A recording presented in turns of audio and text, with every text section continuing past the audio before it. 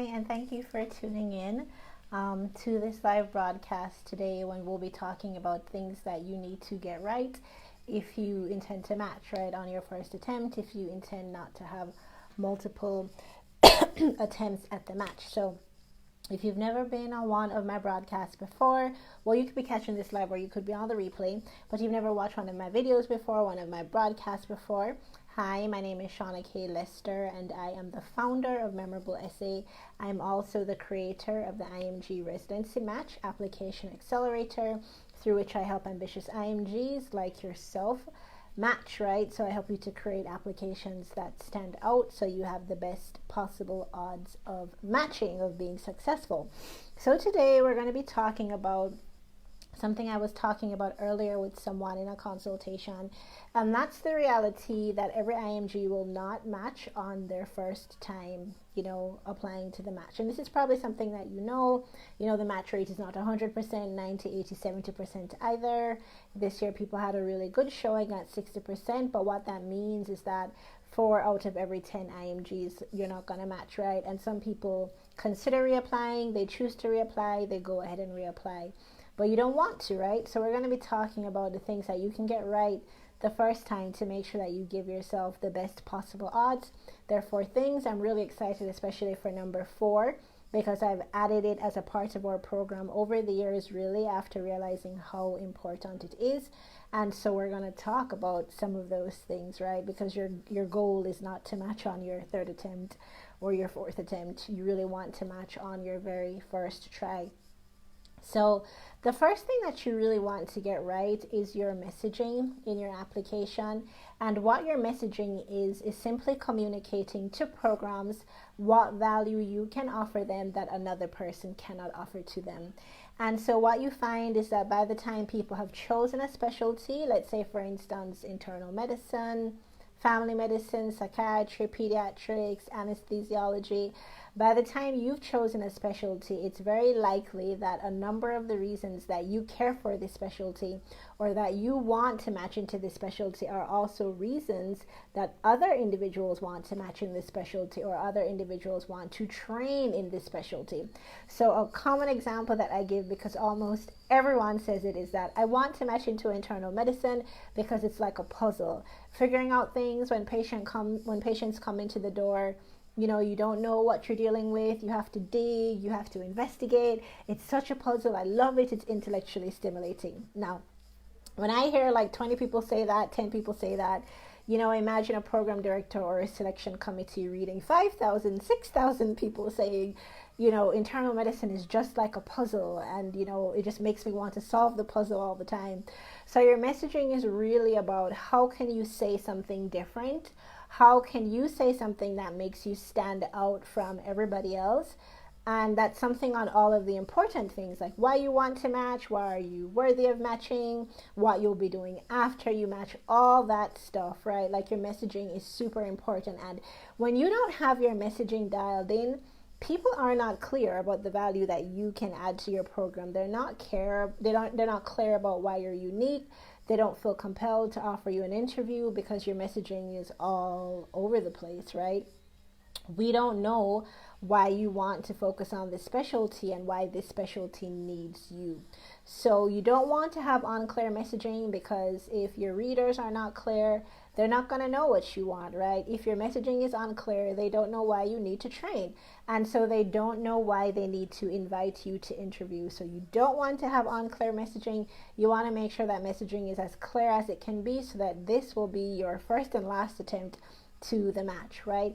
The second area in which IMGs fall down pretty heavily is in the writing component of their application, and that's both for the personal statement and for the CV. So I write, and I have written professionally for basically like 2 decades, so I'm probably more of a stickler about certain things than other people, but I think most people really appreciate good writing. And again, you want to think back to the number 6,000. To the number 5,000, to the number 4,000. If you had 4,000 applications to read, would you really enjoy that process? Would you really enjoy reading 2,000 applications, right? There has to be a way to narrow down that pile of applications. And then once things are narrowed down, once they're filtered down, and an individual has a couple thousands, has a couple of hundred applications to read, you really want your application to leave not just a good impression on them, but to be an enjoyable experience for them to read, right? You want it to be well organized, you want it to flow, you want it to be polished. There cannot be all of these, crazy, unforgivable mistakes. The same thing with your CV. If you had 1,000 CVs to review, what kind of CV are you looking for? Are you looking for something that's sparse, that's disorganized, something where you yourself will be trying to piece together what on earth, excuse me, is this individual actually saying? Or would you want something that's pretty clear and easy to understand, something that, breaks things up with a couple of bullets or a couple of short sentences? So you want to make sure that your writing is extremely polished. You want to have that clear messaging, that memorable messaging. You want to make sure that your writing itself is polished, so you present yourself as a professional, but also so that you give the person who is reviewing your application an easy job, an easy read, a delightful read, because they already have so much on their plate, right? You want your writing to perhaps be the highlight of their day or of their week, and make them be really convinced that here I am, stepping through all of these applications. I'm really just looking for a good, solid person to join our team. And wow, look at this amazing application that is now assuring me that this person is a professional who I can put on my short list, who I can get them in here to interview.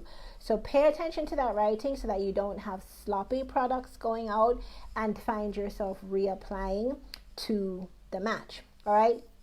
The third point, which is really important, especially for those of you who consider yourself humble or you consider yourself quiet, and that is your interview performance.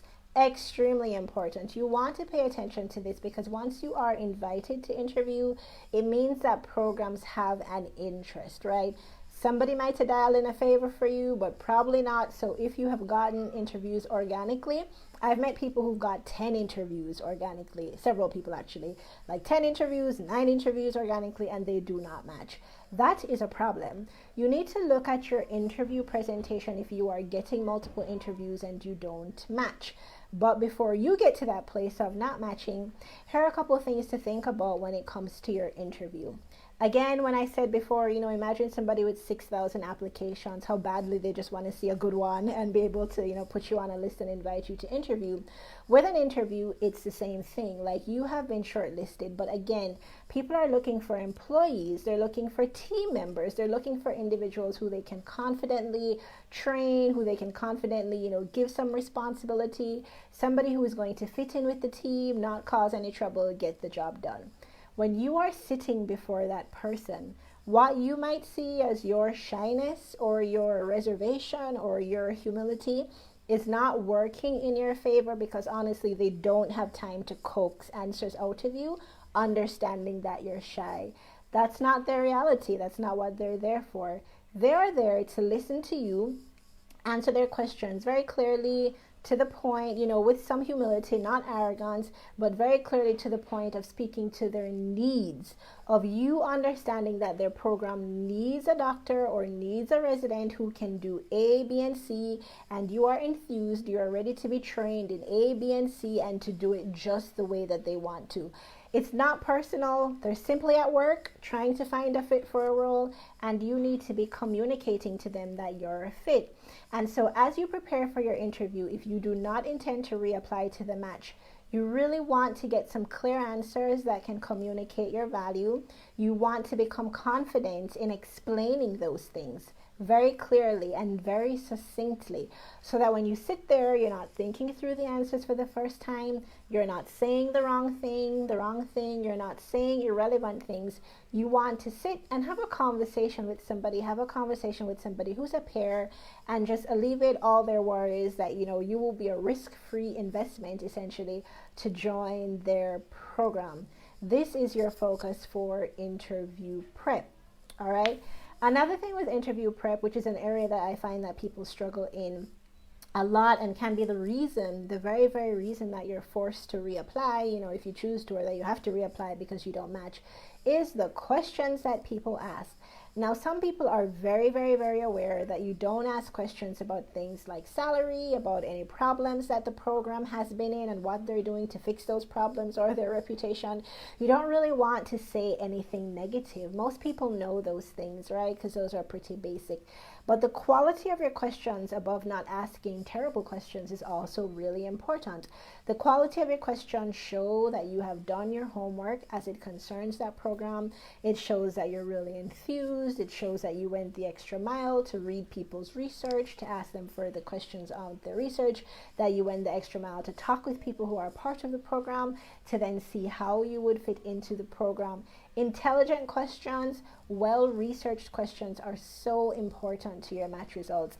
And so you do not want to sleep on it. You don't want to be one of those persons when someone asks, do you have any questions? You say, no, I think you've answered all of them. Or, no, all of them were answered in this morning's presentation. That cannot be you. So spend time being able to articulate clear and concise and confident responses, and also spend some time, coming up with some amazing questions for your interview. The fourth thing that you need to focus on, if you do not intend to reapply to the match, if you don't want to apply to the match more than once, is super important, your strategy, right? And I'm excited about this, as I said before, because this never used to be a part of the work that I would do with IMGs. And then I realized through working with people who are making very non-strategic, I don't know what is the word, who are making moves that weren't really working in their best interest, that strategy had to become an integral part of the work that I do with IMGs. And so it is now.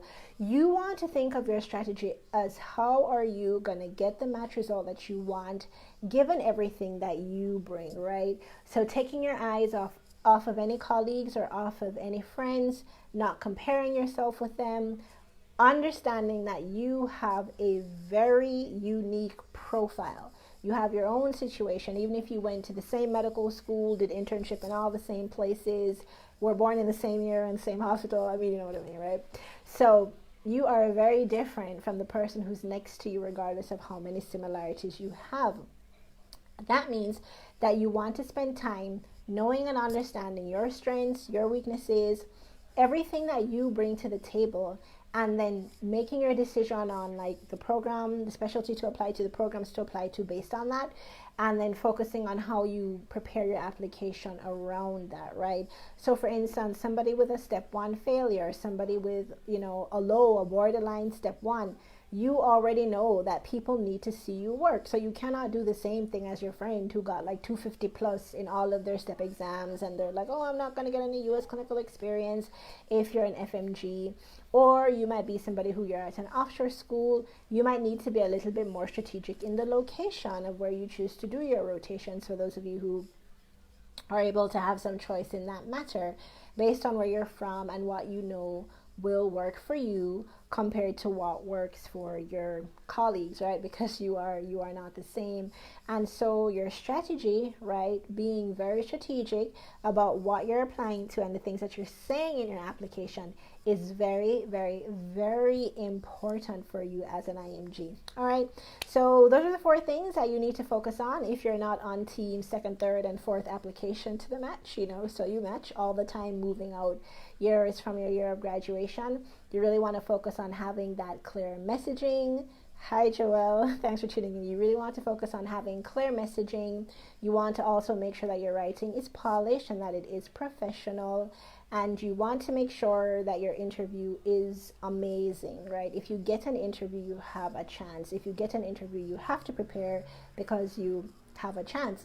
And then you also want to be strategic about the entire process, because strategy is what is going to get you from point A to point B, where B is your match. So thank you so much for tuning in, and be sure to share this with your colleagues. The link is below for anyone who's interested in joining the IMG Residency Match Application Accelerator. Our second small group starts on April 8th, and I'm pretty excited. We have a few members already. So if this sounds like something that you would like to be a part of, where we're working on all 4 of those pillars, definitely click the link below and apply for a consultation, and I'd be happy to get to know you. All right, take care. Bye.